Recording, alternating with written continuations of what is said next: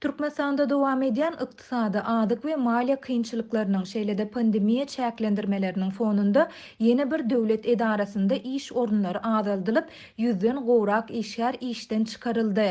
Bu barada Adatlyk radiosynyň habarçysy Lewapdan habar berýär.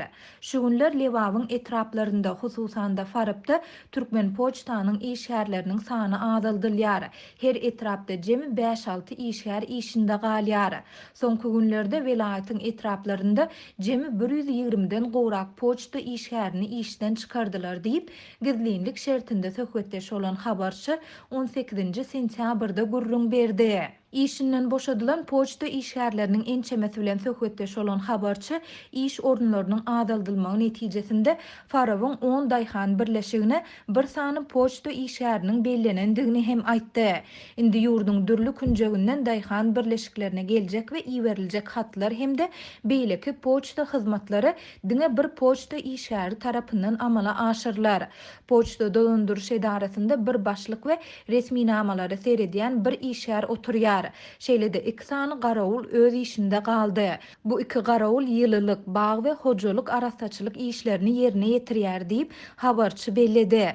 Onuň sözüne görä poçta resmileri iş orunlarynyň kemeldilmeginiň sebäplerini düşündirmeýärler. Şeýle-de işsiz galan adamlara başga hiç bir iş hödürlenmeýär we täze iş tapýança kömek puly hem berilmeýär. Şol bir wagtda habarçy poçta resmileriniň ýokary wezipelerde tanışýardy. Ortaça 40 000 manat möçöründe parasy bolan işgärleri işte galýan raýatlaryň sanawyna goşýandygyny hem aýtdy. 40 000 manat dollaryň resmi kursunda ortaça 11 000, Garabadar'ın nırhında ortaça 1600 Amerikan dollaryna barabardyr. 40 000 türkmen üçin ummasyz pul, emma çagasy daşary döwletlerde okaýan adamlar büdjet işinde galmaga synanşýarlar.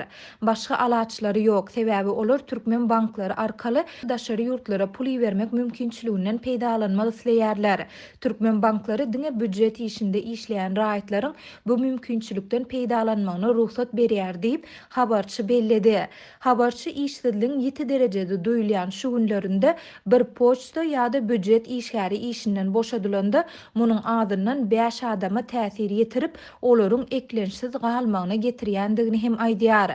Üstesine dol iş orunlarynyň azaldylmagynyň öňden hem öwürlikli bolmadyk poçta hyzmatlarynyň hiline yaramaz täsir ýetirjekdigini hem belleýär. Adatlyk radiosynyň bu barada Türkmen Poçta aratnaşyk kampaniýasynyň Lewap welaýat we Farap etrap bölümlerinden goşmaça maglumat almak synanşyklary netije bermedi. Türkmenistan soňky 3 ýyldan gowrak wagt bäri ýiti ykdysady kynçylyklary başdan geçirýär. Soňky ýyllarda ýurtda onlarça döwlet edarasy ýapylyp, iş orunlarynyň müňlerçesi ýatyryldy. Şeýle-de koronavirus pandemiýasy başlany bäri döwlet puwdawyndaky işgärler tölegsiz ruhsada köpçülik iyi verildi. Awgust aýynda ýurdun paýtagtyndaky we welaýatlarynaky orta mekteplerde pensiýa ýaşyna ýeten muallimleriň işden çekilmäge mejbur edilýändigini yerli habarçylarymyz habar berdiler. Şeýle-de iýulyň başynda Adatlyň Lewapdaky habarçysy Seýdiniň nebiti gaýtadan işleýän zawodlar toplumynyň 500 töweregi işgäriniň hem iş orunlaryny ýitirendi barada maglumat berdi. Türkmen häkimetleri ýurtdaky ykdysady kynçylyklary we onuň ilaty ýetirýän täsirlerini açaçan boyun almaýarlar. Şeýle-de pandemiýa çäklendirmeleriniň näçe adamyň işine täsir ýetirendigi hem mälim edilmeýär. Hökümetiň 8 aýdaky işiniň netijelerine bagyşlanyp 4 sentýabrda geçirilen mejlisde prezident Gurbanguly Berdimuhammedow indi iş orunlaryny saklamak üçin ýurt içinde öndürip boljak önümleri daşardan getirmegi besetmegiň zerurdygyny belledi. Ýöne prezident import edilýän önümleriň möçörüniň artmagynyň iş orunlarynyň ýapylmagyna ýetiren täsirlerini anyklaşdyrmady.